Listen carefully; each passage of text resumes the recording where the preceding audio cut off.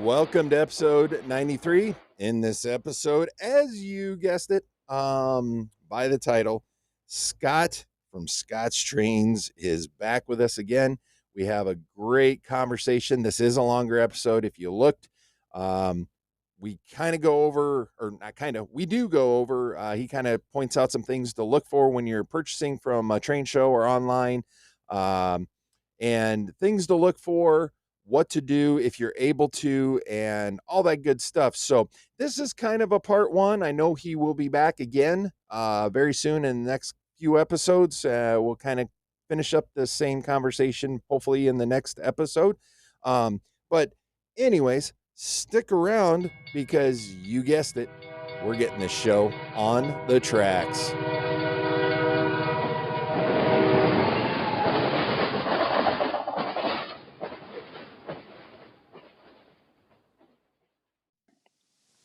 Welcome to episode 93. We are here. You are here. Everything is great in the world of model trains. So we have a guest back.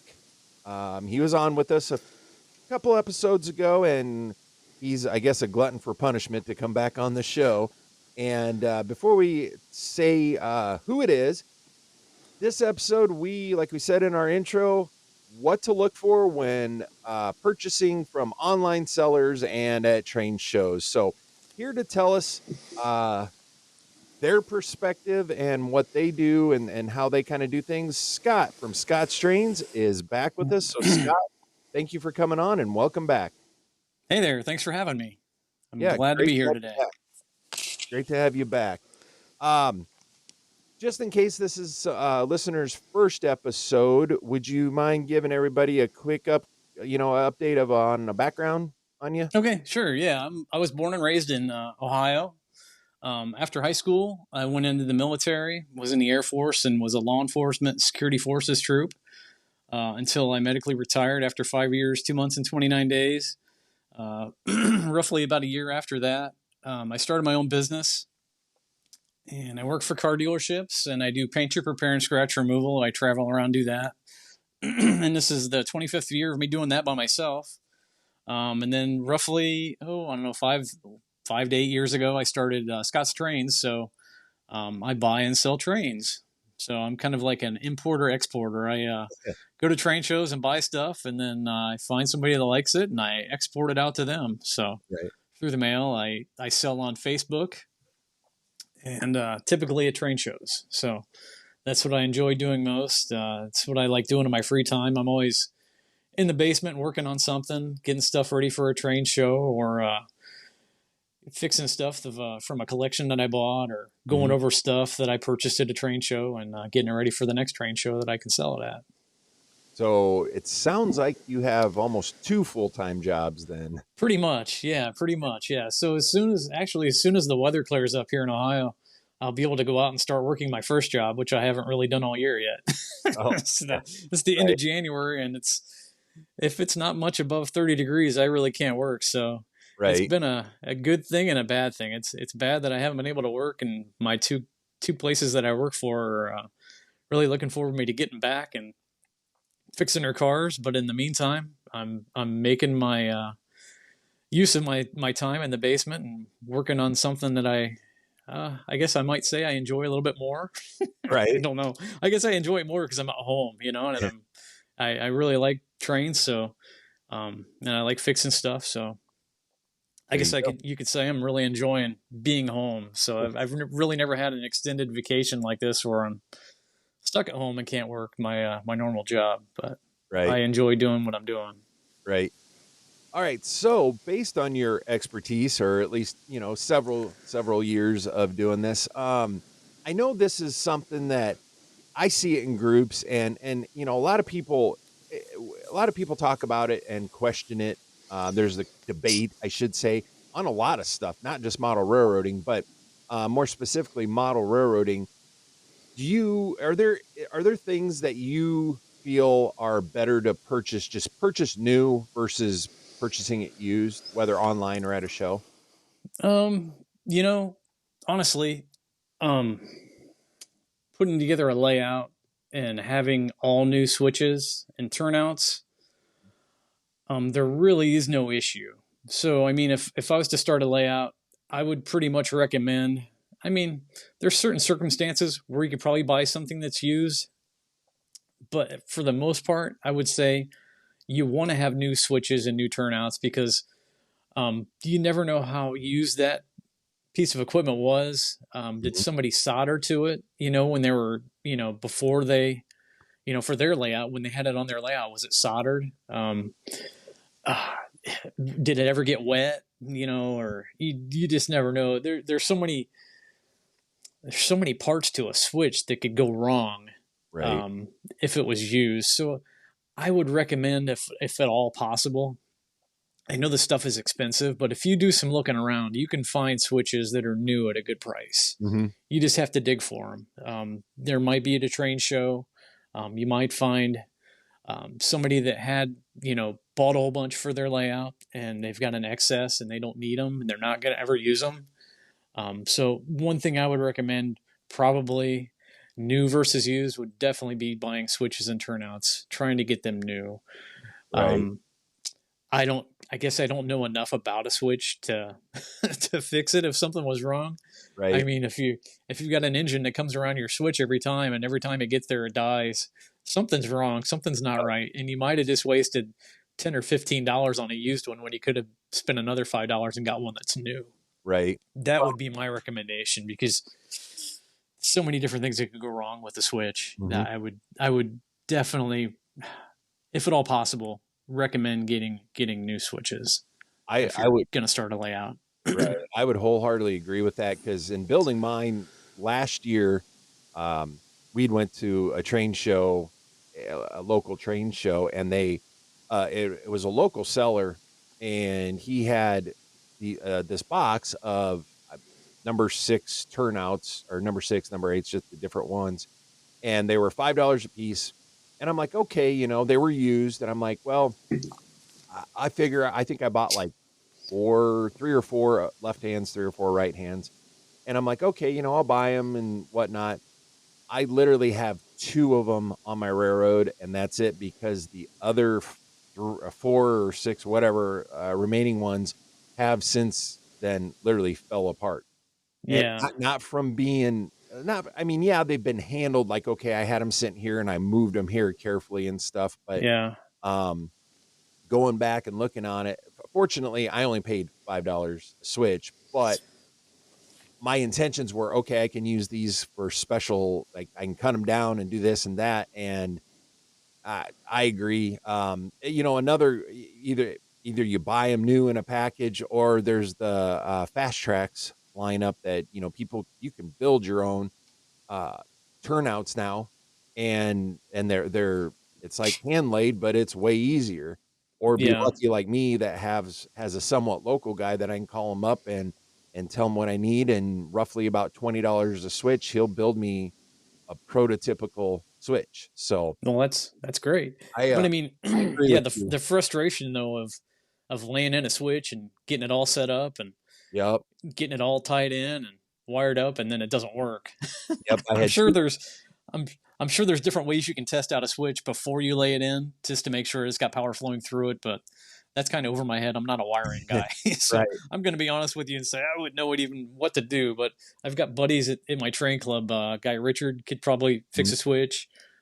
Sean could fix a switch. A couple other guys definitely could, but Yeah, I think that would be over my head. yeah. I would So I would bow out from that. yeah, so I mean, if you're a track modeler, I guess I would say only thing I'm not really saying against what you're saying, but if you're a person that enjoys, like you enjoy purchasing and selling trains, if you're a person that enjoys, modeling track and working with switches and everything, buying used, I guess, wouldn't necessarily be bad. No, But if you're coming into the hobby, or if you're, like you said, building a layout, it might, I agree with you. You're better off going with a new switch. At least, at that point, everything's working. yeah, you would hope so. Yeah. So I mean, I know I've been to a couple shows and I found a whole bunch. I mean, I know they're old, but they're brand new. Atlas. I Mhm. mean, a new Atlas switch right now will cost you anywhere from $25 to $35. Yeah. You can find the older ones that are maybe like maybe two versions removed. You Mhm. know, so two versions older than the current one for $10 or $15 a piece. Right. So if I can ever find those, I think they're like Mark One or Mark Two or something like Mhm. that. I have no idea. But Right. if I can ever find those at a reasonable price, I'll pick them up. And I sold a whole bunch of them at a show in December. I think I had I think I had 8 or 9 switches, and I sold all those. And then I have a guy that buys local from me that was just starting a layout, and he purchased I think the last like 8 that I had. So Oh, I had okay. a whole slew of them, but they're older, but they're all brand new. Right. So and I haven't heard that they've had any problems. Typically, when somebody buys something from me at a train show and they're like, "Oh, I don't know about this," I'm like, "You know what? Here's my card. If you have any problems, give me a call. Mhm. I'll buy them back from you, and I'll make it right." So Right. that's kind of how I roll with stuff. When somebody's kind of hesitant about something, I'll stand behind anything that I sell on my table, because for the most part, everything has been gone through and gone over, and I Mhm. make sure the engines run and everything is complete for the most part, Right. to the best of my knowledge, before I sell it. Yeah. So Right. I stand behind anything that I sell. So yeah, Right. but yeah, definitely would put that at the top of my list. If I was gonna do something about buying something new versus buying something used, I would buy the switches new. Now, when it comes to track, I know a lot of people don't like brass track. I know there's some kind of method. I've got a buddy that buys brass track, Mhm. and you can use it. I think it gets dirtier easier, Yeah, it I does. guess. But there's a way to clean it and to make it just as good as the regular nickel silver track. So Mm. I'm sure you could probably Google that if somebody's interested in how do I clean brass track. That's 40 years old. He Mhm. does it. He buys it whenever he sees it, because he knows the value of brass track versus, you can buy 4 or 5 pieces of brass track versus one single Yeah. 36-inch piece of flex track from Atlas. Mhm. So I mean, if if you're willing to put a little elbow grease into something, you can make something turn around. Especially as far as used track goes, you might want to check when buying used track. You want to look at the ties to make sure they all flex and move properly. I mean, if it's a piece of flex track, obviously. Mhm. Um, See how they, at some points, like on my flex track, even I've got a 3 foot piece of flex track. It's going to have ties removed because I drilled holes through it, and then as I brought it up to take my layout up, it came off. Mhm. Well, that's easily fixed when all you got to do is slide a piece of either fiber tie underneath it, or old excuse me, pieces of tie that Right. came off of your flex track. So you can easily fill the holes if there's places missing on it. Mhm. You just want to make sure that the track's not marred, um, like partially cut, not cut. You definitely don't want that kind of stuff. No. You can fix that with your own. They make a railroad block that you can lay on top of your track, and then use your Atlas track saw, and you can fix those places. Even track, you know, even the rails up when you're cutting your track to make it all flush. So, Right. but yeah, so you can definitely buy track used and not have any issues, Right. for sure. Well, and there again, it depends. Are you buying track for a whole layout, or are you just buying track, let's say, to have spare pieces if you have a bad section? That, Yeah, absolutely. if as long as it's the right code, like I run code 83 as an example, Okay. Yep. um, and I don't mind buying used track even in shorter pieces, or okay, this one's got a kink in it or whatever. I can cut out what I need for a Yep. replacement section. But I would say, make sure, if you are building a railroad and you're needing a fair amount of track, to you know make sure you're buying, or if you are buying used, make sure it's as the best quality, and like you had pointed out, make sure that there's not cuts in the rail, and it's not Yeah, or anything. absolutely. So Yeah. Yeah, and I mean you're able to clean that stuff up. And I mean, if you're just starting out, I mean, you're gonna get the realization that stuff is expensive. So I mean, definitely buying yeah, track, you can get it at a better price than you would be buying new if it's used. and Yep. you can, with a little bit of elbow grease, you can clean that track up and it'll look like it's brand new. Hmm. Typically, most people, anyways, once you lay that track down, you're not going to know it's used because you're going to, eventually you're going to ballast it. You might even spray the sides of the rails Hmm. if you're that into it, and then you're going to paint maybe the inside of the ties, Yep. between the rails to to detail it a little bit. So you're not going to know whether it's used or new once you get it laid down. No, no. And So if you're a person that's modeling even, either prototype or freelance or whatever, but you're trying to make the scenery as real as possible, you're probably going to be one of those that, yes, you want to weather your track because you don't want the bright color of the rails to stand out. You yeah, know, absolutely. it's Yep. funny. We select our track, like I'm running code 83, for because it's a more scale rail and this and that. But we spend all this time on that only to try to paint the rail to hide the rail. Mm-hmm. So Yep. it's I don't know, it's funny to me on that. So um now you've said this several times, as far as testing stuff. So what items do you feel should be tested before you purchase it, if you're able to? Okay. Yeah. I mean, if you're at a train show, most train shows they'll have a test track there Mhm. at the show. So if you're at somebody's table and you find an engine you like, typically when you say something to somebody, they might want to walk over with you just to test the engine out. So if you're looking at engines, you might find a steam engine. I'm very weary of steam engines just because of all the parts and movements. Yeah. Um, Not that I wouldn't buy one from a train show, but I would definitely want to test it out first. Mhm. So that's definitely something that you would definitely want to test out as a steam engine when you're at a show. And like I said, most people, they wouldn't have any problem with you asking, hey, can I go test this out before I buy it? I mean, Mhm. you're not going to find a steam engine unless it's, a shorty, an 040 or something like that, for less than $100. I mean, Right. a River Rossi, an older style steam engine you might find, in that price range. But Mhm. today's steam engines, they're going to be three, four, five, $600, Mhm. which is a lot of money for an engine. Right. But you're definitely, before you lay that money down on the table, you're definitely gonna want to go check that out. Mhm. Um, if you're looking at diesel engines, okay, is it DC? Is it DCC ready? Does it have a decoder installed? Um, can I test this out? You're going to want to check. If it does have DCC in it, which I don't know much about, but okay, is it programmed to the factory setting of 3?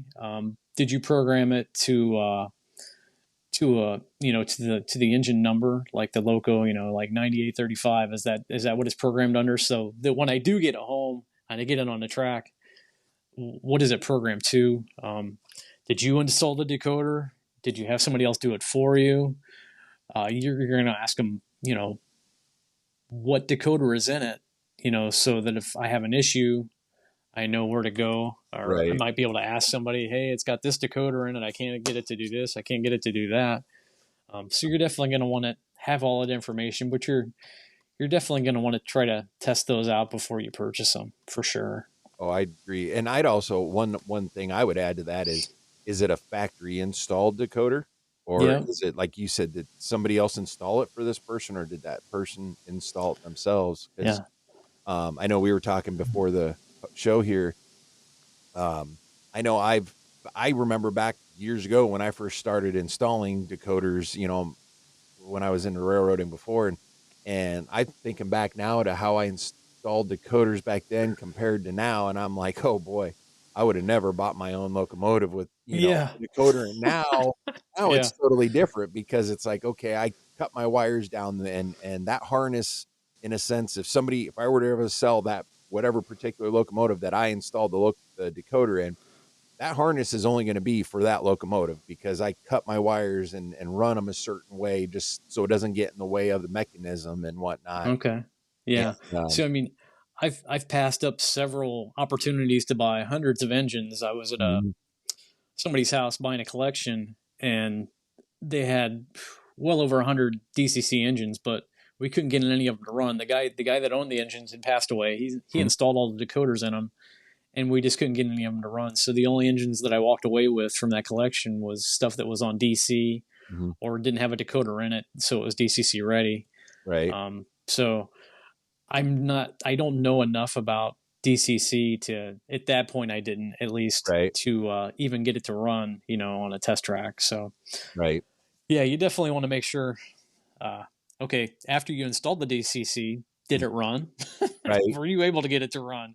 Right. You might even ask, okay, well, why are you selling it? Why are you trying to get rid of it now? Are Mhm. you moving to something new? Is there an issue with it? So you're kind of at their mercy, on what they want to tell you about it. So yeah, so Right. just certain things to be aware of. I guess when I buy an engine and it's DCC, it has a decoder installed in it. When I get it home, they'll tell me at the show, well, it's only set up to run DCC. I'm like, okay, so that's fine, but it has a dual mode decoder in it, so it'll Mhm. run on DC as well, right? And they're like, yeah, that's possible. So I'm like, okay, so I'll get it home, and I have an NCE system in the basement on my test track, and I'll sit it on there, and I'll set it up to run in DC mode. Mhm. So straight from purchasing it from me, it's going to run DC. Mhm. Obviously, if you're capable of running DCC, you can put it back to however you want it. But for me, I might just sell it to somebody that only runs DC. So I Right. definitely want to make sure it runs for them DC from the start, and then later, if they want to venture off into something else, they can set it up to run that way. But Mhm. for me, when I purchase something, I just want to make sure it runs in DC first. That's most important, and Right. then they can set it up the other way after they purchase it, if that's what they want to do. Right. And So I know we talked about this the last time you were on about kits versus ready to run on cars, but it's kind of the same thing with DC locomotives. I'm a DCC person myself. yeah, However, I have seen in several of the groups I'm in on Facebook and whatnot that you are starting to see people kind of speak up a little bit like, look, I don't want to go to DCC. I feel like I'm being forced, but you can't really find DC locomotives anymore. I mean, you can, but they're all set up DCC ready, and and yeah, they make it too confusing for people that want to stay with the traditional DC. mm-hmm. And Yep, it's good to know that you know, like you're out there, you're kind of thinking not necessarily for them and those lines, but the simple, hey, is it set up for DC? Is this so that way it's ready to go? Is it simplified? yeah. Can I? Is it easy for me to just put it on my test Mhm. track and change it over so it does run DC? Because I mean, Right. like I said, there are people that are not going to go that way, Mhm. and they just want to run DC. So Yep. yeah, so that's definitely a big thing for me to know that I can do that. So because I Right. mean, yeah, that would be really frustrating for somebody just to buy an engine and not ever be able to run it. And then, Mhm. another thing is, I mean, somebody's going to get this home, and if they don't have the capabilities to turn it back, that somebody, Yeah. I don't know why, I don't understand why somebody would do that in the first place, to set it so that it doesn't run on DC, that it Mhm. only runs on DCC. I don't know why people change that way, but yeah, it would be where somebody couldn't do that at all. Mhm. Well, That don't have those capabilities. and I'm guilty of that. Like when because my system is or my layout is DCC, and Okay. it's easier for me to have it on the DCC mode. It takes Okay. that aspect of it's a lot easier program. Yeah. But I also know though that let's say I decide I'm going to sell a locomotive, one of mine. Okay, I'm not using it anymore. It's Yeah. got a decoder. I know I will put it on my program track. I use JMRI, so I'll go into JMRI and I will make sure and everything's back to factory settings for that Okay. decoder. And I would do the same thing. Okay, is it is the decoder set up for or DCC and DCC mode if need be? Yeah. Yeah, I know what you're saying. Yeah, it's some people either a they don't think about it or they just don't care. Yeah. Pretty much. I'd say the latter. Yeah, I don't right, care. right. So I Yeah. don't know. But yeah. But it definitely is a lot easier to sell something if it's set up that way, Mhm. Well, and my biggest thing too is on the DCC side, purchasing used DCC locomotive. I've done it before. and I've been burnt, but most of the time everything's good. I Okay. generally ask, especially if it's online, I'll ask somebody, hey, send me a video of it. Does it do Oh, this? I mean, is it running? Show me with your throttle that, whatever address it's programmed in.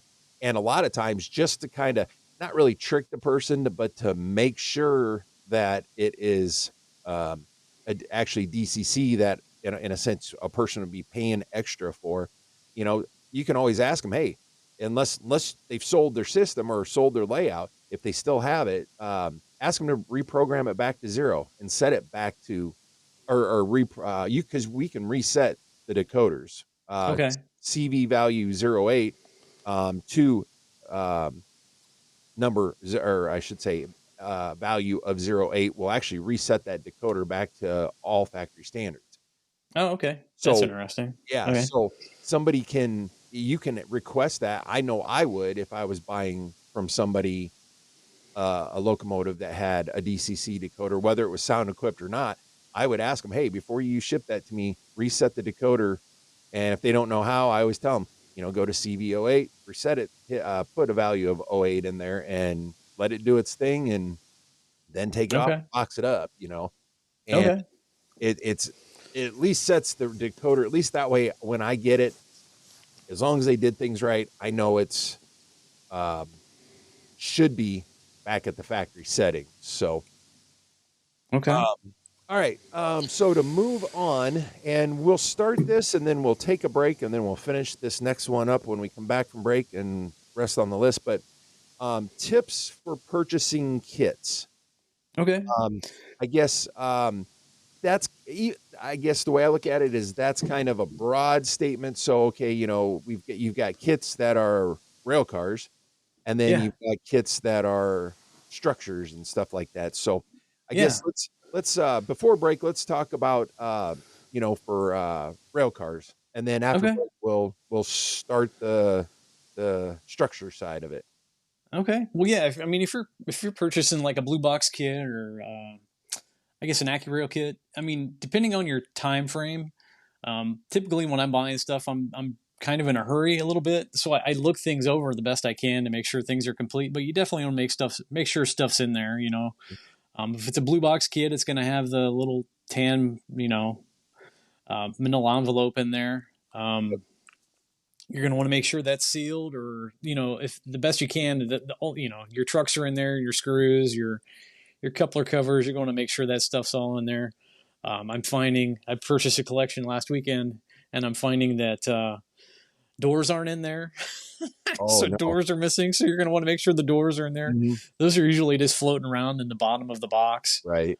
So sometimes those stick to the bottom of the car, and if you're picking it up and looking at it, that it might unstick as you're pulling it out of the box, and it might fall onto somebody's table and you didn't notice it, and then you lost a door to the car.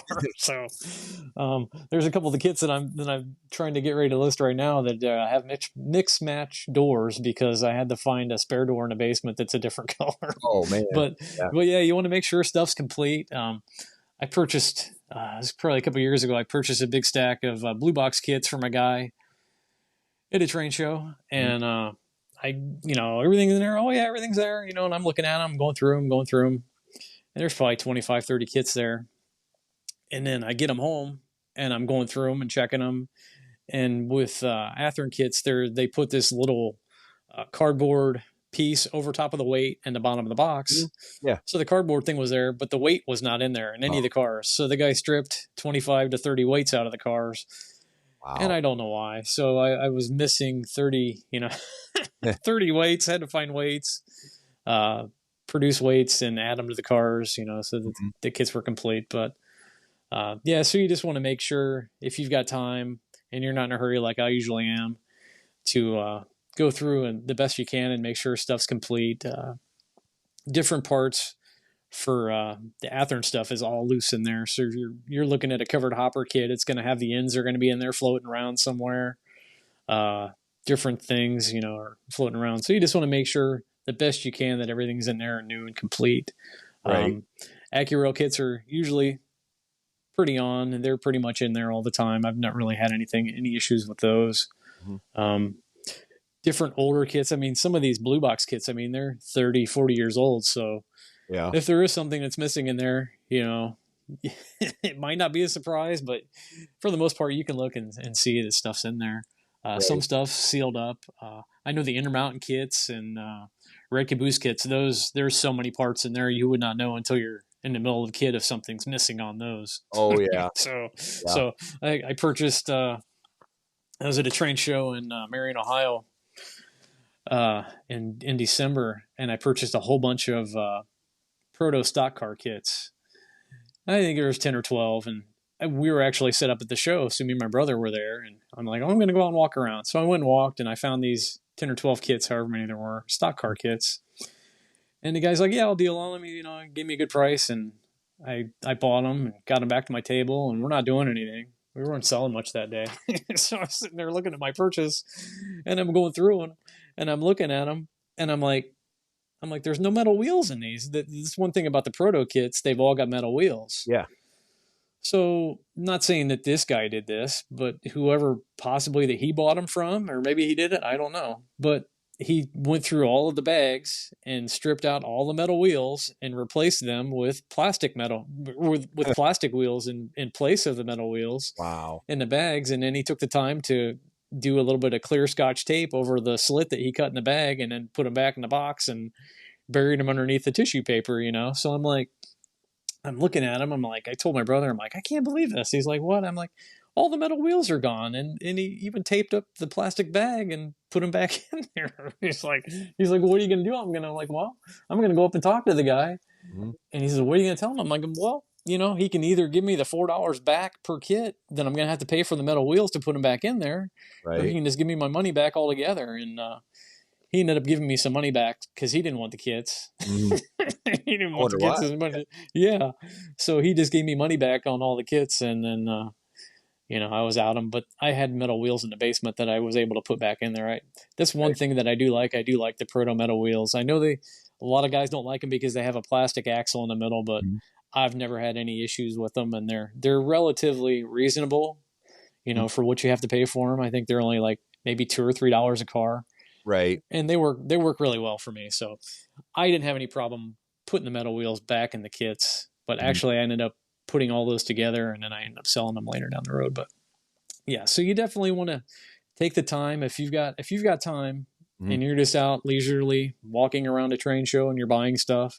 If you've got time, I would really recommend you look over pretty much anything that you buy, but definitely look into the kits and make sure things that are supposed to be in there are in there. Mm-hmm. Sometimes you'll get into the Ather and Blue Box kits, and the little envelope that all the parts are supposed to be in is cut open, and all the parts are just shaking around with the kit inside the box. So Mm-hmm. you kind of want to look those over real quick. Just make sure the 2 screws are in there, and everything's supposed to be is in there.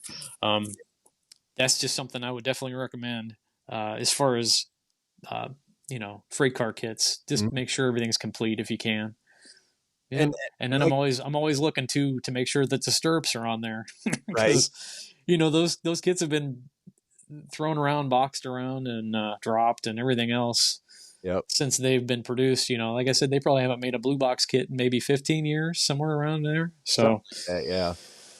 you definitely want to make sure they're in good shape. Mm-hmm. Even the so many kits I've got into.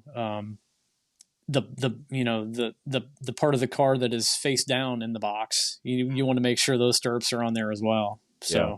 I mean, because those can get broken very easily, and sometimes if they're in there, they're still in the box. You can repair your car. Mm-hmm. You can piece it back together. I mean, if you've got a stirrup step that's in 3 pieces, and it's supposed to go back on your car, you can. What I do is I get it on a plastic surface and I'll glue it down. Glue it all together and wait for it to dry, kind of move it around so that it doesn't glue to wherever you're gluing it on. Right. And then wait for it to dry and cure, and then you can put it back on your car, and it should be fine. You shouldn't have any issues, depending on the glue you use. Yeah. You Right. don't want to be too gluey with it. Right. It'll look a mess. Yep. Yeah. But you can fix pretty much anything with the blue box kit. Stuff that's broke. Mm-hmm. But you definitely want to check and make sure your stirrups are on your freight car before you purchase, if at all possible. Right. If you're not worried about it, then don't worry about it. You might be able to even get it at a better price if Mm. something is broken or missing. You can say, "Hey, there's no trucks in this kit," and they're like, "Oh, okay. Well, I'll take $1 or $2 off." Mm. And so you might be able to get a bargain and something like that.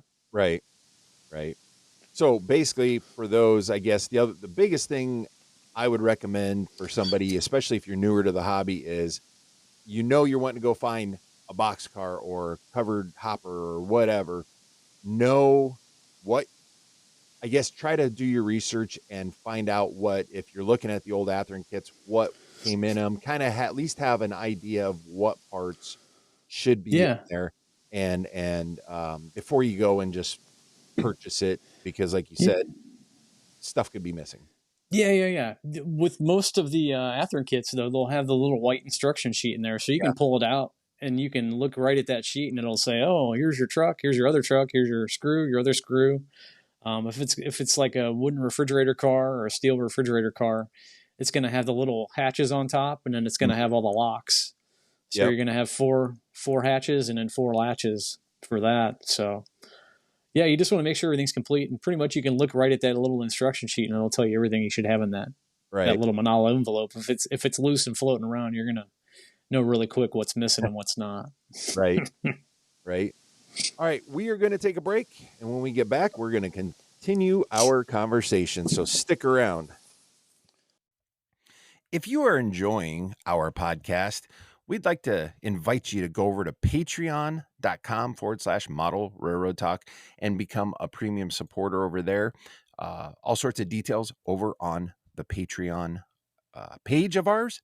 Also, if you don't want to get into something that's a monthly thing, but you would like to, hey, I'd like to throw a little support your way, you can always head over to buymeacoffee.com/ModelRailTalk, short for Model Railroad Talk.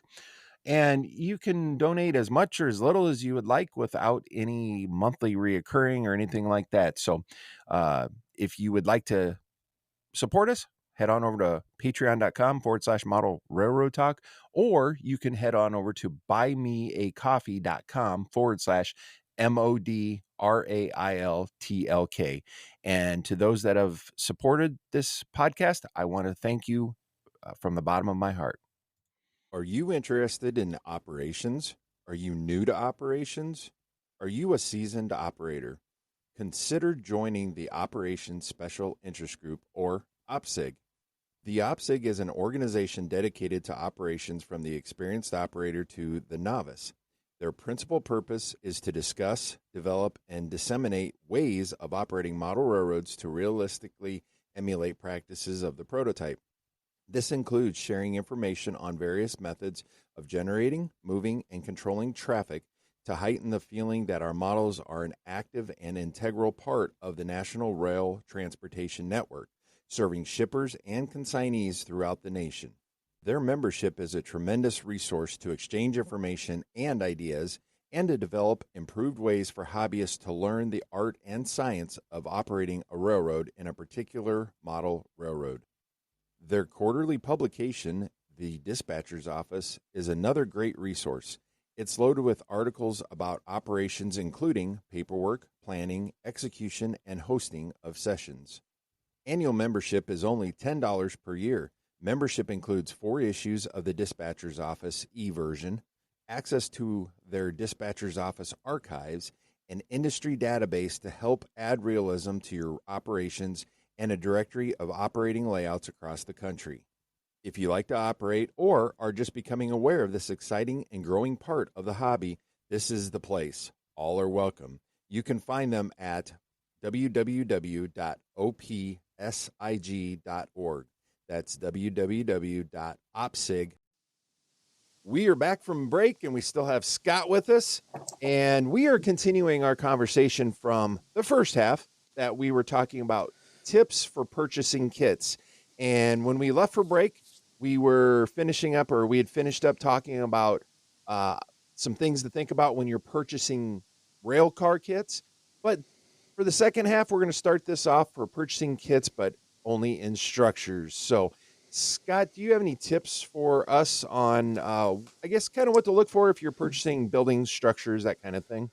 Definitely, yeah. I mean, if you're looking at like say a Walther's kit, most of those like in the first run, that's kind of like a light blue box. Those would not be sealed. They might have a little tiny piece of tape on it that you can kind of split and check out just to make sure everything's in there. If you're buying like the old style Atlas building kits, they're just pretty much a lift off where you can look and make sure everything's in there. I mean, you can basically tell whether an Atlas kit is in there because I mean, there's only so many pieces. You know, if it's Right. a tower kit, it's going to have a roof. You're going to make sure the walls are in there, Mhm. different little pieces. Um, Even like the Revell kits, Keebri kits, you're going to be able to look in those and make sure they're kind of complete. I might be weary of something if it's all off the sprues, or some things are like some of the walls are painted. Different things might be missing from that. I might avoid those unless you can lay it all out and make sure everything's there based on the instructions that are in there with the kit.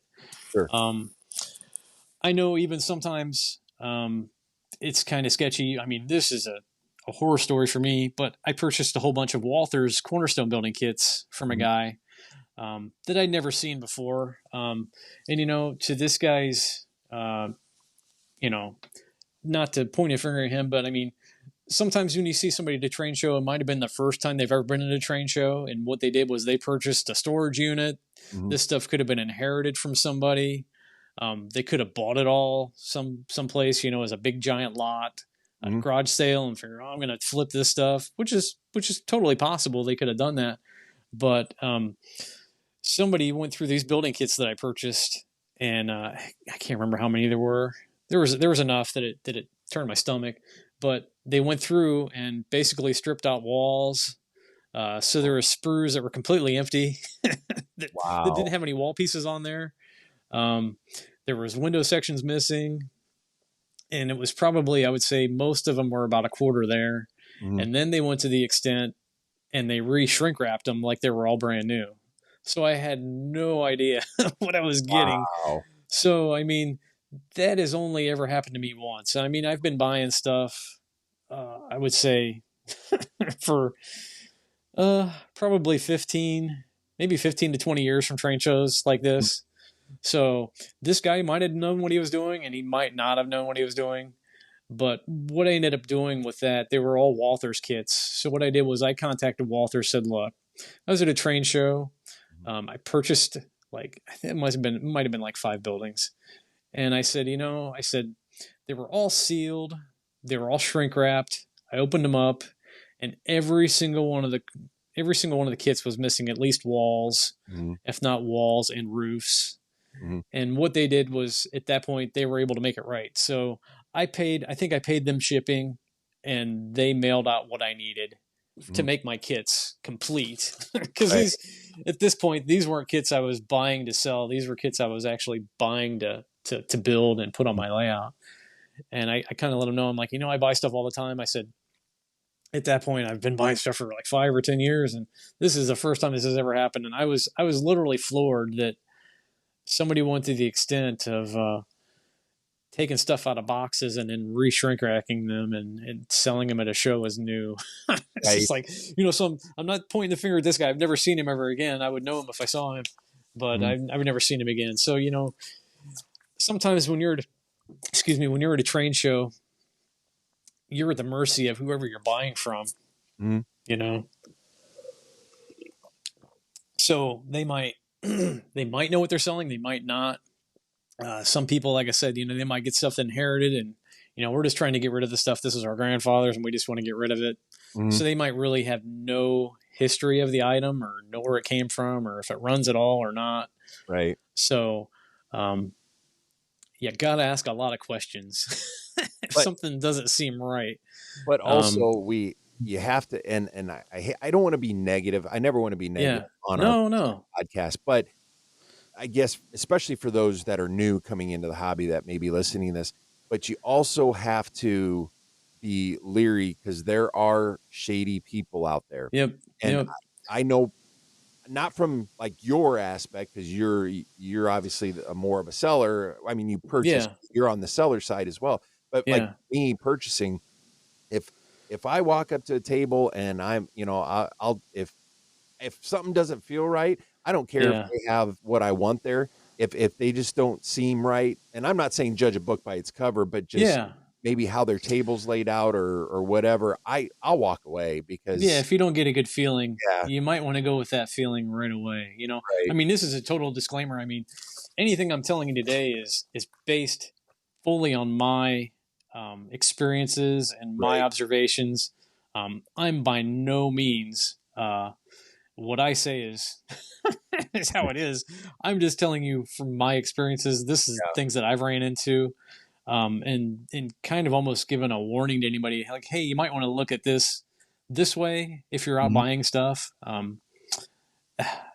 I just hate to see anybody kind of get taken for stuff. I mean, I've been taken a few times, and it's disheartening Mm, that somebody might set out to sell you something and be deceitful from the start.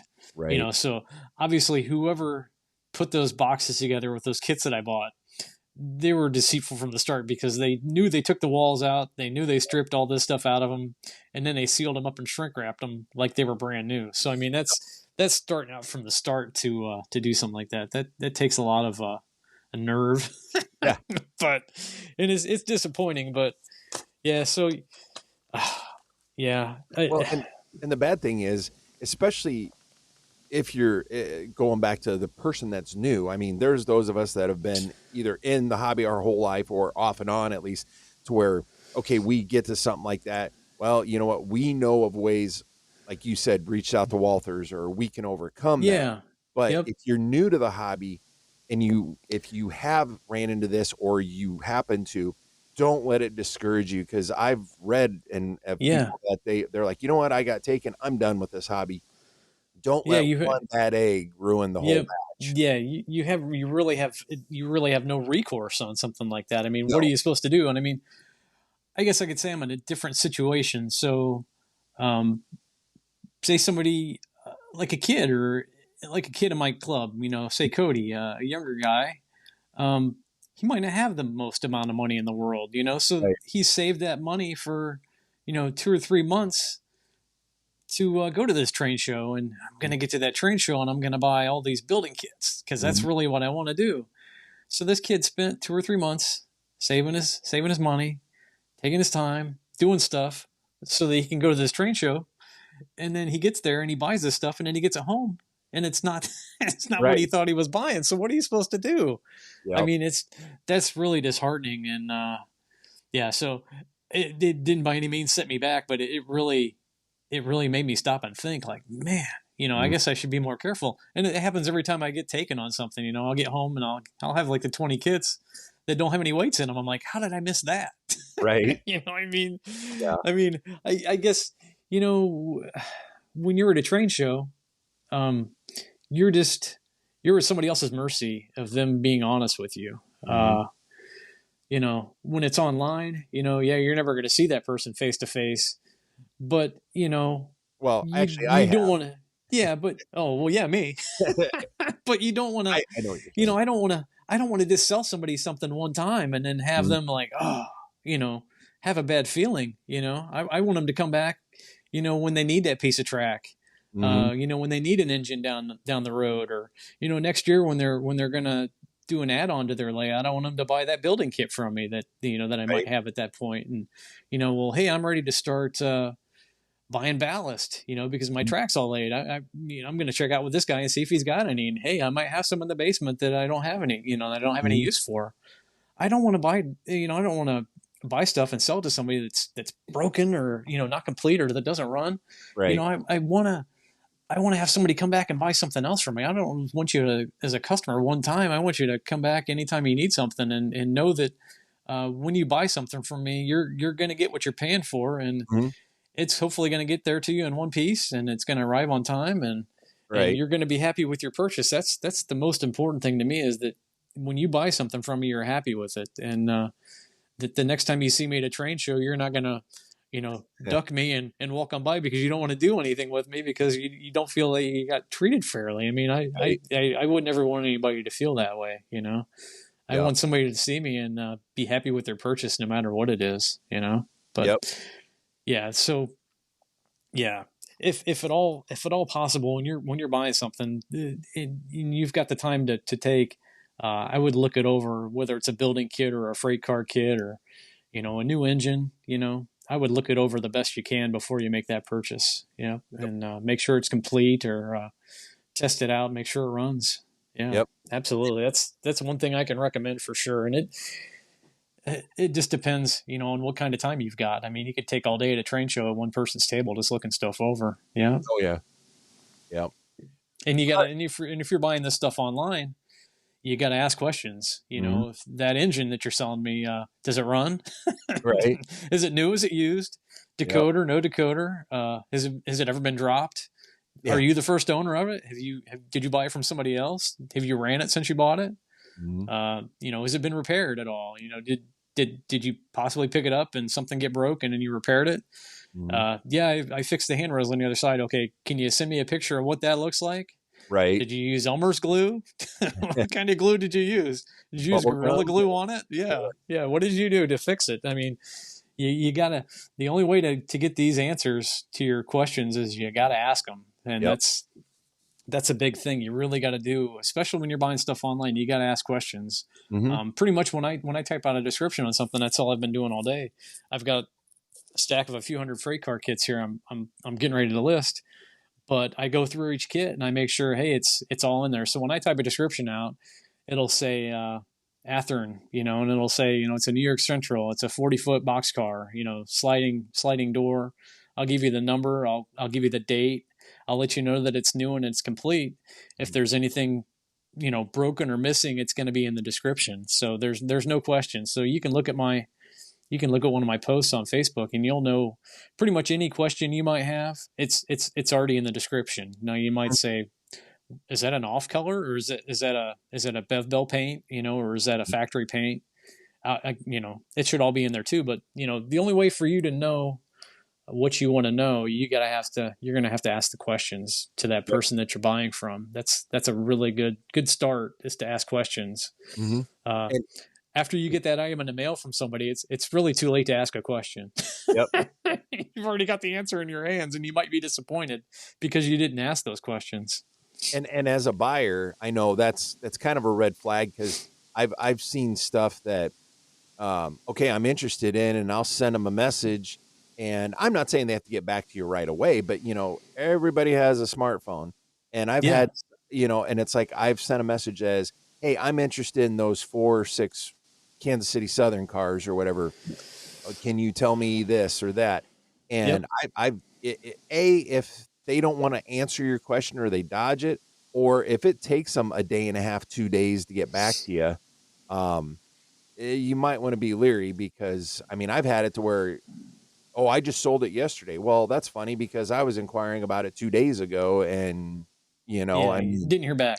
yeah, No, no, not and making excuses, but sometimes when I list stuff, you I probably as get soon as it bombarded. goes up, I get bombarded. Yeah, I want this, I I want have that, you. I want this. So sometimes is a bad idea. I list stuff before I go to bed, so then when I wake up in the morning, I've got 10 or 12 hits, and all I can do at that point is just answer in the order that I received the Right. questions, or is this available, is that available, and then I go through. And I've also been having the problems lately where I'm selling stuff and I'm marking it as sold, Mhm. yet it's still showing as available because it's not updating, and Mhm. it's not it's not showing as it being sold, which Right. is really bad. So I mean, I don't know what to do at that point. And I know the admins, they get tired of seeing you list stuff and take it down and list stuff and take it back Mhm. down and then list it again. I get complaints on that, but I just don't like having something listed that's not showing as sold when it is sold. Even if Right. if I've got 40 kits out there and 13 of them are sold, it's not showing as though they're sold. And I'm Mhm. like, I don't know what to do other than like take it all down and repost it. And those guys get angry doing that, especially in the groups that they have to approve everything before Right. it posts. So I'm Yeah. like, oh, I don't know what to do. Right. Yeah. So, but yeah, yep, So the next thing we had on our list, and yeah, yeah, and yeah. this list is something. Now, mind you, listeners, um, this is a list that Scott here mainly came up with, and so I just kind of went through and made bullet points for us to go down. But um, be careful of purchasing items that can be uh, affected by the elements. So, what can be affected by the elements? Because I mean, let's face it. Who puts, unless you're running a G scale locomotive outside? I mean, which falls under this category. But can you kind of explain that a little bit to somebody who may be scratching their head right now, like how would an HO scale be affected by the elements? Okay. Well, so if you're purchasing paints, Mm-hmm. sometimes like different paints will freeze and they'll separate. I think like testers is like a not a water based paint, so it could separate. Yeah, so if it was to freeze, it would separate and it would be basically ruined at that point. Mm-hmm. I would never be able to mix again. Um, even paints that are, I guess, acrylics, if they freeze, that's not good. So Mm-hmm. you just want to be careful when purchasing paints, that something that might freeze, or like different kinds of glues for like scenery cement. That stuff, if that freezes, it might ruin it. Right. So I would be hesitant on stuff that might have been stored in a storage unit, something like that, that that could have froze or got ruined. Or if you're looking at the container and it's mostly water and the stuff's at the bottom and Mm-hmm. it's really not shaken up as you're standing there shaking it, yeah, I might avoid that kind of stuff for sure. Right. Well, and I'd like to add to that too is this kind of crosses between the last subject of purchasing kits and this, but wood structure or wood craftsman kits. You know, Okay.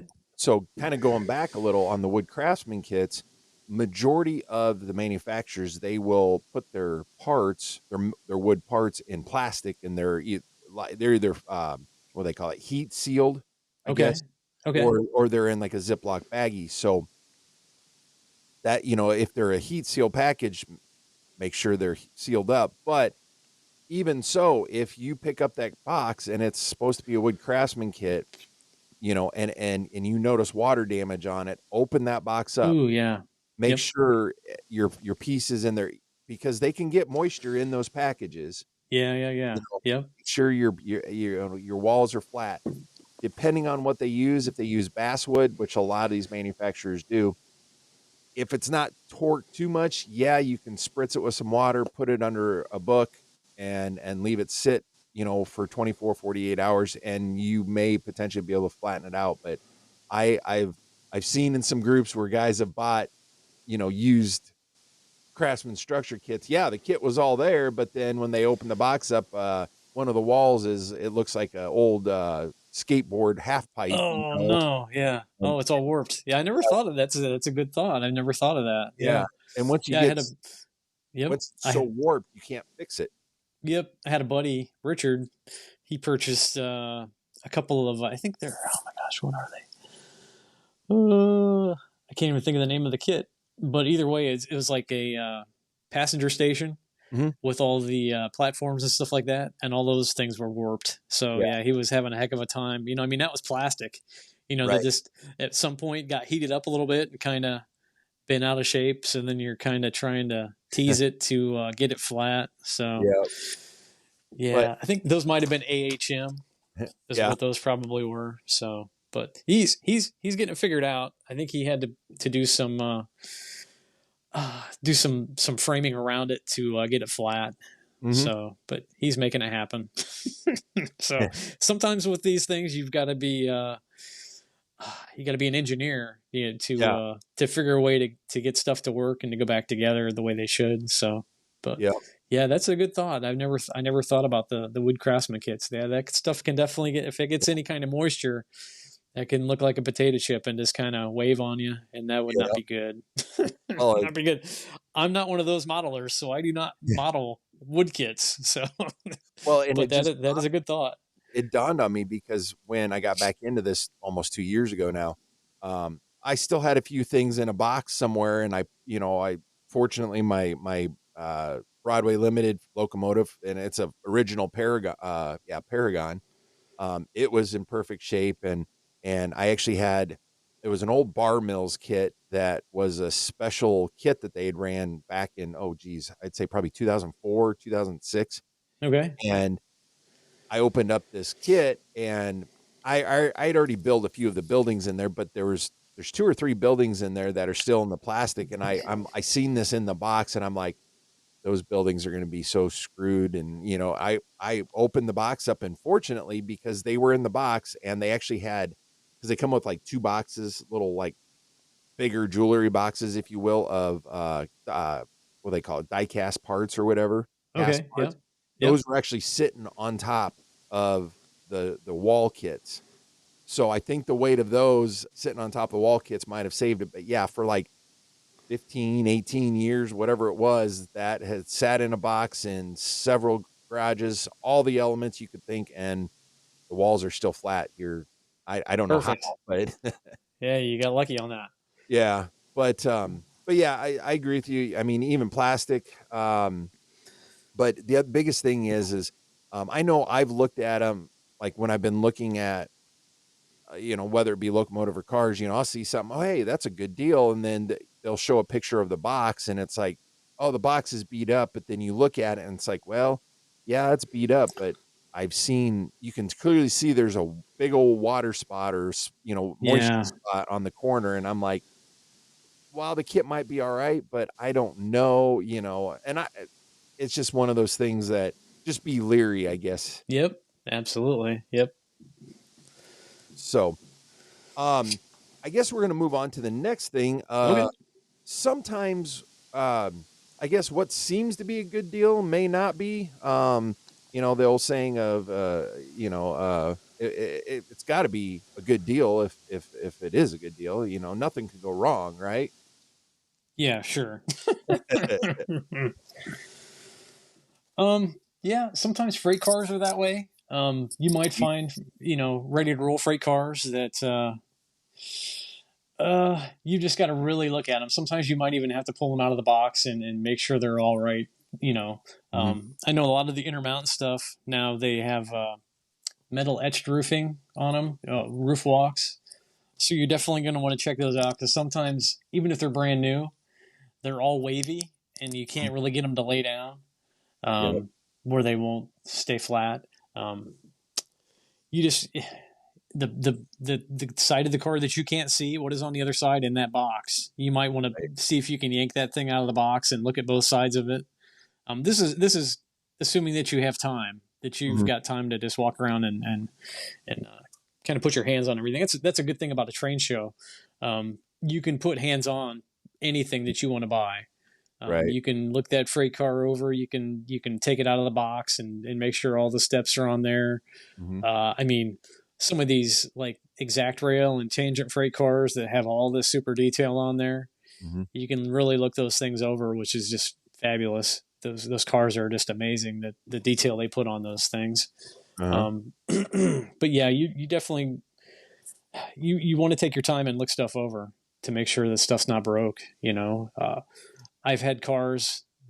Funny enough, not taking them out of the box and looking at them. Somebody did really nice graffiti or weathered one side of the car. Mm-hmm. The side of the car that you're looking at. Well, they get home and take it out of the box to take a picture of it, and only one side of the car was weathered. I'm Oh like, what? man. Yeah, so that's an interesting that's an interesting thing to do. Right. So yeah, if you're looking at if you're looking at a freight car, ready to roll cars, I mean you're gonna pay anywhere from, 10 to up to like $100 and some dollars for just Mm-hmm. one car. So you're gonna want to look that thing over and make sure everything is good. I mean, some of these tangent cabooses they have now, I mean, those are upwards of like 85 to like $125. I've seen them. So you're going to want to look those over if you can. Mm-hmm. Um, and most of those, they're in a box. You can lift the lid off the box, and it's encased in like a clamshell. So you're going to be able to take that clamshell out and look at both sides of the car. That's Sure. the way most cars are nowadays. Mm-hmm. You can look at both sides of the car, even still enclosed. The same thing with an engine. Mm-hmm. You can take an engine out of a box, and it's going to be in a clamshell now. Like Athearn does that, Atlas, Bowser, and you can look at both sides of the engine Mhm. while still all encased in that clamshell, and make sure everything's okay. You're gonna, like, for an engine, for example, you're gonna make sure all the handrails are on there. They're all in place. I know sometimes the Athearn ones, they'll just pop out. They're not glued in there. They're just pressed in there. So if you see a handrail all out of place, it's still fine. You can when you get it back home and you get it on your table, you can put all the handrails back in there, but just make sure they're not broke. Right. Uh, the railings on the front should all be intact, and the ones on the rear, different ones around the cab, you want to make sure those are all good. Mhm. But yeah, definitely the rails on the side will just pop right out and they'll pop right back in. And if you want to put a little bit of tester cement in there, that would be fine, and that would definitely keep them in place once you get it home and it's yours.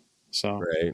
but yeah, you definitely want to check your freight cars over. You can take them out of the box and look both sides over, because those can be expensive, and Mhm. uh, it might say it's real, but you don't know how many times it's hit the floor while in the Right. box, or you don't know how many train shows that box car's been to. In that guy's box, Mhm. he gets it new and it's on a shelf for 5 years, and he decides he doesn't want to use it, and then he puts it in a box and he takes it to a train show for 4 or 5 years, and every week it's at a train show. Yeah. You don't know how many times it's been picked up and dropped. So it Right. doesn't take nothing if you're going to purchase a freight car to look it over really good. And I'll encourage people when they're at my table, hey, we can take it out and look at it if you have any concerns. It's, to my knowledge, it's new in the box. Right. I can't give you a history on a freight car that I have, because most of them I've purchased secondhand, because I almost refuse to buy stuff, at a retail price. I can't buy stuff at a retail price and resell it and, Right. do a good on it, because I would have to charge you more than I'm paying for it, and that's not fair. Yeah. So I will encourage somebody when they're at my table, hey, if you want to look that over, we'll take it out of the box. I'll even do it for you, and we can take it out and look at it, and I can show you that it's all in great shape. There's nothing wrong with it. And pretty much um, anything that I have that's ready to roll is a new freight car that I might be selling as new. I'll Mhm. take it out and I'll say, hey, in my description, I'll say appears to be, new in the box, because the wheels don't look like they've ever been turned, and it's not dirty or dusty. Um, and it looks like it's perfect. There's nothing missing or broken. So Right. I'll pretty much sell it as new, even though it might be the third or fourth owner of it. The box might show a little bit of wear on it, but it's in great shape. And Mhm. every single freight car that I have that's ready to roll has been out of the box and been on my table that I take pictures in my photo booth, because I've got to take them out to take a picture. So I Right. check them out at that point and make sure there's nothing wrong with it. And I put it back in the box and load it back up and ready to go. So Right. yeah, you just, as much as you're going to spend on that freight car, you want to take it out and look it over. And Mhm. if somebody has a problem with you taking the freight car out of the box, you might Move want to on. walk away. Yeah, yeah, because I don't know why they wouldn't want you to check it out. I mean, if somebody picks up something on my table and they want to buy it, absolutely. Whatever got to do to get you into that freight car today, you just let me know. I mean, Right. I've never went to a train show and said, I'm going to take this back home today. Anything I take to a train show, I don't have the intention of bringing it back home. I would much rather sell it than take it back home. Right. So, and some people, I don't understand. But yeah, yep, yeah, definitely look that stuff over. I mean, sometimes it is too good to be true, and there Mhm. might be a reason, but the only way to find out is once to either ask a question or check it out and look for it yourself. Right. Absolutely, that's what I would recommend doing. I would check everything out before you buy it. Yeah, Sure. Now, on the last thing, kind of going based off what yeah, you said, you've never taken anything to a train show to take back home. What are some of the best places at a train show to look for maybe some extra good deals or good stuff? yeah. Well, you might surprise yourself and find stuff underneath the table. It's a lot of places that people never look. Mhm. For me, for example, I mean, if you're just standing there looking at my table, I've got vehicles first, and then I've got like trucks and trailers, and then I've got pipe loads that I make, and then I'll have engines, and then I'll have all kinds of freight cars that are loose out of the box that are in flats. Mhm. And then I don't have any room on my table for like power packs, or I don't have any room on my table for switches or track. Different detail parts I've got down below. I'll have couplers, I'll have metal wheels, Mhm. And pretty much anything that I've got's like new, ready to roll in the box. It's all in like banker's boxes on the floor underneath my table because I just don't have room on top of my table for that stuff. Right. And I mean, that's sometimes the best places to look at a train show is stuff, you know, underneath the table. You know Mhm. what I mean? You never know what you might find because, like me, it might be great stuff that you just don't have room for on top of the table. Because I mean, you go to some of these train shows and you're paying $25 and $35 for a table. uh, I can't afford to have 5 and 6 and 7 tables and have all this stuff up off Right. the floor, you know. Yeah, right. And if there's room underneath my table, it's not doing anything, but you know, a place for you to put your feet. I would Mhm. say that's wasted space. So Right. I could pretty much have 6 tables worth of stuff, but I'm only going to have 3 tables because I'm going to have 3 tables. You know, and I've got stuff up top and I've got stuff on the floor and down below, and I might even have stuff stored behind me on a little table that I might bring with me Mhm. to try to display stuff. And yeah, you got to make the most of your space at a train show. But you can find all kinds of stuff down there. Like I said, couplers, people, detail parts, stuff for repairs. If you've got freight cars that need repairs, you might find that kind of stuff underneath there. I know Lionel guys and O scale guys. They'll have different displays of like headlights and different parts for your trains that are Mhm. all that stuff's going to be like with me, it's going to be underneath their table because they don't have room on top of their table because of all the, you know, engines and freight cars they're trying to Sure. display. So yeah, you're going to find all kinds of neat stuff underneath the tables at a train show. You got to look. And I know some guys are like, oh, I can't bend down there, you know. I'm like, let me come around. I'll get that box that you want to look through, and I'll pull it right on top of the table, and we can look at it through there. You know, and I can pretty much tell you anything down there that you might be looking for, what I Right. have. You know, so you never know what you're going to find under a table. You start digging through a box, and they're gonna be like, everything's $1, you know, and you're like, well, that's great. You know, you never know what you're gonna find. I mean, even Right. broken freight cars, they're still gonna have a weight in there. They're Mhm. still gonna have trucks. They might be missing all the doors and all the stirrups on there, but you're gonna be able to strip that weight out of there. You're gonna be able to get those trucks. They might still have KDs on there, so you're gonna find a $2 set of KDs. You're gonna find $1 set of trucks. You're gonna find a weight that you might pay someplace else 50 cents for a buck. Right. You can't beat it because I mean, No. I'll just buy that stuff and bring it home because you never know when I might need it. So, Right. yep, that's making the most of your space and Mhm. your time. You know, if you're at a train show, where else do you have to be? You don't have any place else to go. Right. You might as Right. well make the most of all your time.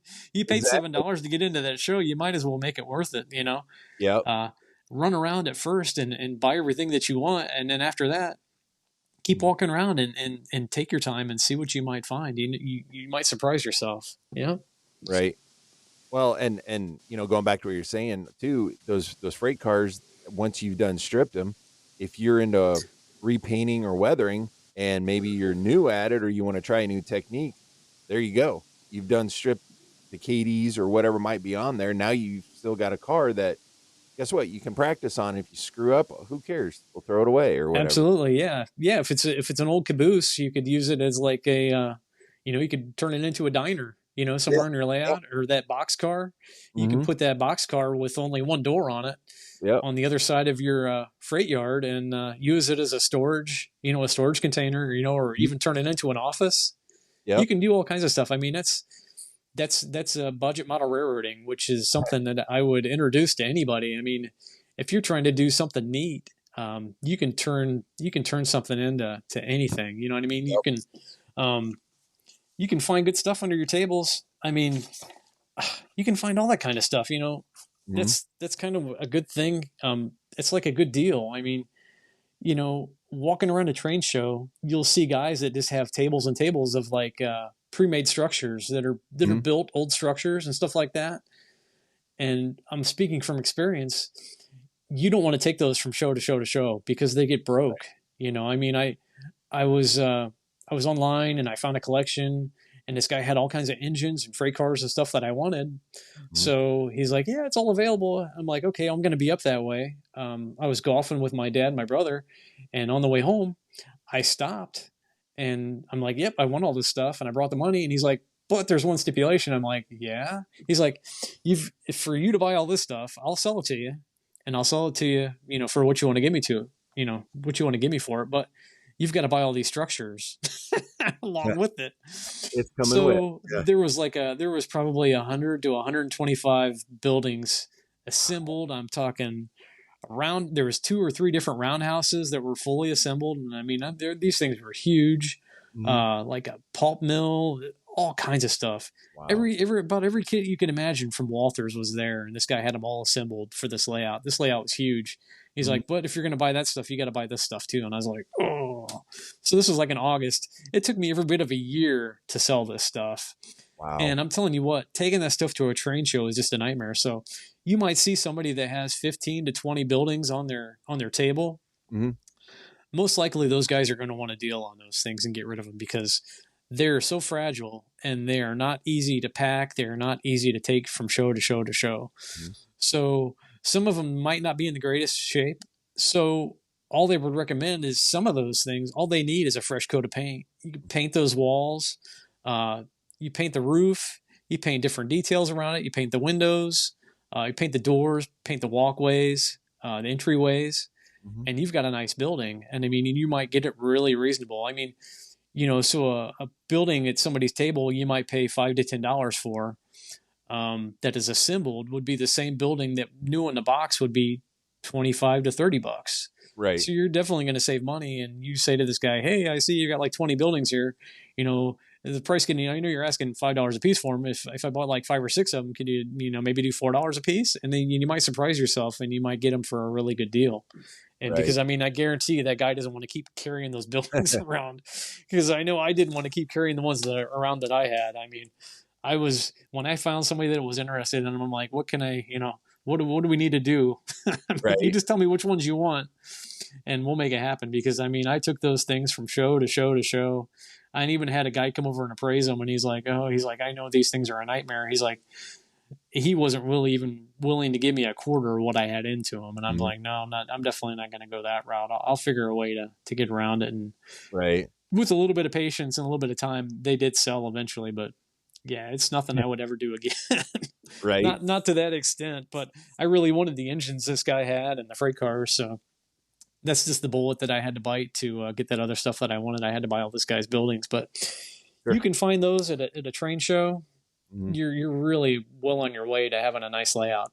I mean, some of those things might look really, really sad. They might be in really dilapidated shape, but just a little bit of paint and a little bit of imagination, you can really turn a building that's left for dead. You can turn it around and make it look really nice with just a little bit of effort. Yep. And you'll surprise yourself too. I mean, it's a good way to learn how to paint too. I mean, how are we going to paint this? You might paint it all with a spray can first and then do the details after that, which is something that I'll do all the time on a new kit, just because I don't like to just throw a building together. I'm going to spend, 8 or 9 hours on that building versus, a half hour throwing it together and putting it on the layout. No, it's going to get a full model. And I guess you might call that modeler's license. I'm going to take that building and it's going to, I think we talked about that the other day. It's going to reflect my feelings. So interesting enough, any of the buildings that I have that I've assembled that are in the 9 tubs that I've got in the basement full of buildings that I've assembled over time, they've all got names from businesses from the hometown that I grew up in Galion, Ohio, which is really kind of neat for me. Where I can look at this just like a dairy that my grandfather worked at. It's not the same exact dairy, but it bears the name of the dairy that he worked at when long before I was born. But so it's kind of neat with stuff like that. I like to personalize my buildings in that way. So I guess that would be where you're talking about the railroader's modeling license. Is that correct? Yep. Okay. Modeler's license. Yep. Modeler's license. That's me. Yeah. So that's something that I like to do. So yeah, you're not going to see the reliable warehouse on my layout from Walthers. It's going to be the Galion Handle Company, where they made handles for doors, and they made different stuff back long before I was even thought of. Probably long before my father was even thought of. Back in the early 1900s when these buildings were around. But yep. So that's what I like doing as far as that. But yeah, you can find some really good deals at a train show. You can find some really good deals online. You're just going to want to ask a lot of questions, and make sure that you get the answers that you want to hear before you purchase something. So that's what this whole episode, I think, should be about is, I guess, asking questions, and finding out what you're getting before you purchase it. That's, Right. I mean, that's a really good thing, especially as expensive as things are, and needing to make your dollar go as far as you can. You know, Mm-hmm. you need to ask some questions about what you're buying. I have no problems answering questions, and I'll tell you anything you want to. You want more pictures of that freight car? Or you want me to turn it upside down? You want to see the wheels? I've got Mm-hmm. no problem doing that because I want to sell you that item, and I want you to know that what I'm selling is what I'm advertising. It's in good shape. Right. It's if it's not brand new, it's next to new, and it appears to be new in the box. Right. So, Right. yeah, no, I'm not trying to hide behind anything. I want somebody to be happy with whatever they purchase from me. Yeah, Right. and you definitely just it's something that you can do when you're at a trade show. You can definitely take your time, look around, and make sure what you're buying before you buy it. Yeah. Hit. I had to wait.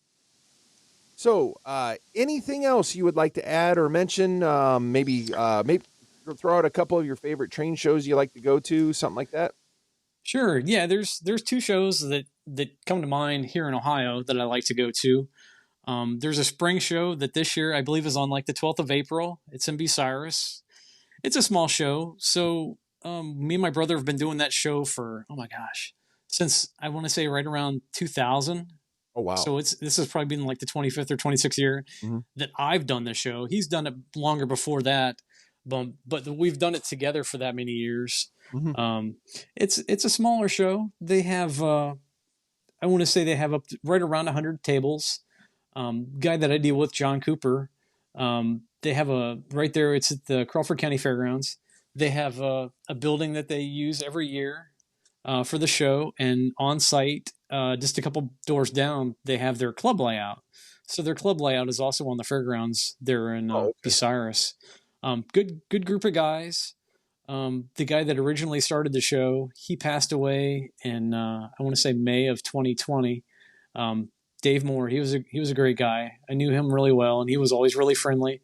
It's a smaller show, so it's kind of got a neighborly feel. We pretty much know everybody that's there every year. It's the same group of guys that set up the show. We'll get there early in the morning. Sometimes even on Friday nights they'll let you set up, and the Mm-hmm. guys are always really nice. They help us unload and take everything to the tables and help us get set up and anything we need, and then um, they want to see the show do well just as well as I do, Mm-hmm. because I guess without the vendors, that are selling there, their show is nothing. So Right. they really do take care of us.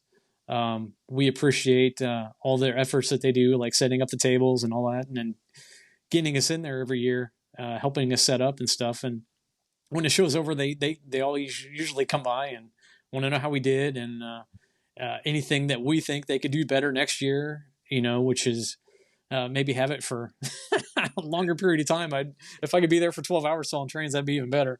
But Right. they've only got the building for so long. But yeah, it's a great group of guys, and that's a smaller show. So you never know what you're going to find at a small show. I mean, there's just as good deals at a small show as there is at a large show. Mm-hmm. Sometimes a smaller show might even be better because you're not spending as much as you would on a table. So say, for example, like a small table like Bucyrus, I believe the tables are right around $25, I think.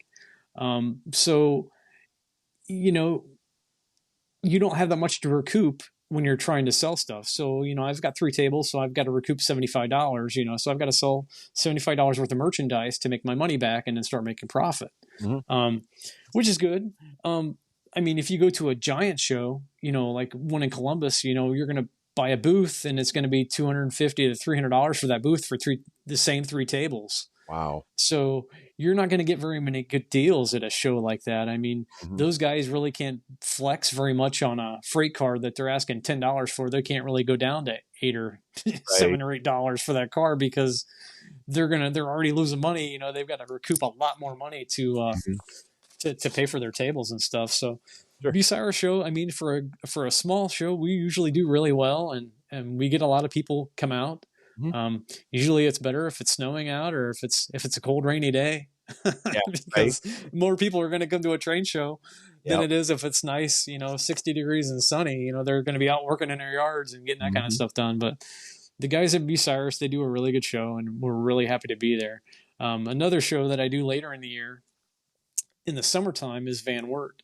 Mm-hmm. The guy that runs that, Chuck White, I've done that show for we've probably been going there for 15 to 20 years. I haven't always set up there, but Mm-hmm. I've always been there to buy stuff. So he always comes to me. It's a 2-day show, and it's just a lot of fun. It's in the middle of the summer. It's usually nice weather. It's usually hot, which is great. I just like being outside when it's hot. Mm-hmm. But we're in. I think he's got like two full buildings of trains, and then they've got different layouts around. Oh wow. He does really well too. He comes around, makes sure you're happy with everything where you're at, Mm-hmm. and any complaints. They do free breakfast for us. He's a real nice guy, and he just wants to see us do well. As you know, we want to see him do well. So we really do enjoy doing his show. And when I do get to do that show and set up, we stay at like an Airbnb a couple miles away. And it's like a weekend getaway for me and my wife where we're, together. And she really likes going with me to this show. And when I set up, and she likes talking to all the people, and, we sell stuff. So it's a lot of fun. It's just a great show. It's a great 2-day show, and I really enjoy it. So he's usually got like, I think right around 250 tables at his show. Oh wow. And there's guys that set up right across from me that, they have different layouts and stuff, and usually stand there and talk to those guys, and you learn a lot of stuff from them. A lot of those guys are DCC guys, so I learned stuff from them, and they bought a whole bunch of stuff from me last year, which was a lot of fun. And then pretty much it's the same people at that show every year, the vendors that are around. So I know most of the vendors, and I get to go around before the show starts and buy stuff, which is a lot of fun. Right.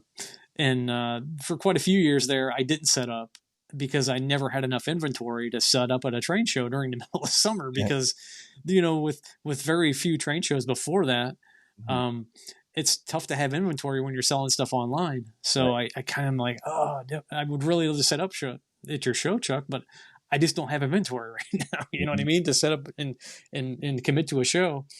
So I'm like, yeah, I'll set up. So I started saving stuff back the past couple of years and just not selling stuff online for those first, June and July, so I would have stuff for a show. And I said, one disadvantage for you, having me be a vendor at your show, I'm not walking around and patronizing all your vendors and buying all their stuff. Right. He's like, yeah, that's a good point. He says, I get a lot of reaction from people that come to the show that they really like talking to you and your wife, and they like buying stuff from you. I'm like, yeah, that's great, but I'm not able to go around and buy stuff from other people because I don't have room to take stuff back home. Right. So, but I did remedy that this year. I went out and we bought an enclosed trailer. So for that show, since it's a 2-day show, I'm able to stuff the car and then hopefully find enough stuff to stuff the trailer to take that stuff with me on the way home. Right. So, but yeah, it's a great show, and it's usually in July. And this year in July, he wasn't able to get the building for July, so we had to move it into August. So, I'm trying to remember when that show is in August, but yeah, he definitely had to move it for this one time. He moved it to August 16th and 17th of July. Oh, okay. It's in Van Wert, Ohio, and they really do a great show, and it's 2 days, and they actually do railroad days throughout the town. So there's different activities going on in town while the train show is going on. So that's cool. There's a lot of different stuff just other than a train show. And there's another show like that in Fostoria, Ohio, that's in September. And they have a railroad days, and there's a place in Fostoria called the Iron Triangle, where it's actually a railroad park where if you're standing in the middle of it, there's trains going in every single direction. There's trains going east, north, and west, and south. Yeah, it's really fantastic. It's a great place to watch trains, and typically it's really busy. So, yep. I'll have to check that out sometime. Yeah. Oh, yeah. If you ever make it to Ohio, yeah, Fostoria, the Iron Triangle is definitely a good checkout spot if you're a rail fan and you like to watch trains. Yeah. So, but hey, I just want to say thank you for having me on this episode. I really appreciate it, and I enjoyed the conversation, and I hope that people can listen to this and maybe have a new perspective when they go out to a train show, and instead of just walking by real fast and looking at the tables, maybe take a glance and see what you might find underneath, and see what kind of deals you can find at a train show, big or small. You'll definitely find good deals if you take the time to look around. Right. Well, thank you for coming onto our show again, and we will definitely have you back on again. Awesome. I look forward to it for sure. There you have it, folks. Scott with Scott Trains. I'm sorry, Scott's Trains was back with us. Great information. And in fact, we are going to have him back on in another couple episodes. I guess kind of as a part 2 for this, or maybe a part 3 if you want to include the first one in this grouping. He has a lot more he'd like to share about buying, purchasing whatever from train shows and online. It's hard to find good sellers out there, and I can tell you he is definitely one of them. I've purchased from him several times, and I will continue to do so. Um, Reminder, if you are on Facebook, he co-runs a group. It's called the Online Model Train Show. So I would check that out if you're on Facebook. Lots of great sellers in that group. And like I said, he is one of the whatever you want to call it on that group. Plus, you will find uh, his listings on there. Plus, he posts in other ones. If you would like to reach out to Scott, in fact, asking him if maybe he has some rail cars or locomotives or whatever that you might be interested in, you can email Scott at Scott Love, so SCOTTLOVE 57, the number 57 at gmail.com. Or go to the Online Model Train Show on Facebook and look them up, reach out to them. If you would feel more comfortable going through me here at the podcast, ModelRailroadTalk at gmail.com, and I can forward stuff on and at least get the conversation started.